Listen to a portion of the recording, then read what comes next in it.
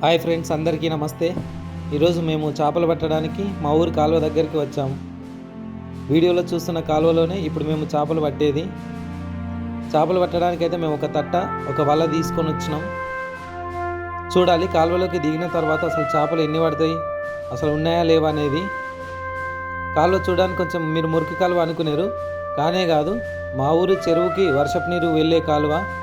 కాకపోతే 2-3 రోజుల నుంచి వర్షాలు తగ్గిపోవడం వల్ల నీరు అనేది అక్కడనే స్టోర్ అయ్యింది. చూడడానికి అట్లా మురికి కాలువలాగా కనిపిస్తుంది. సో మొత్తానికైతే మేము కాలువలోకి దిగి కాలువకు ఓ అడ్డుకట్ట వేసినాం.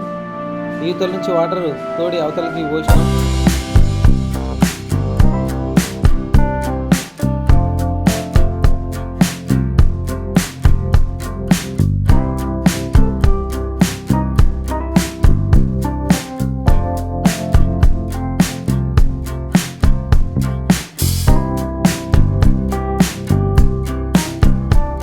మొత్తానికైతే నాకు చేప దొరికింది.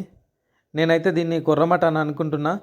మరి అది నిజంగా ఏ చేపనో అనేది మీరు కామెంట్లో చెప్పండి.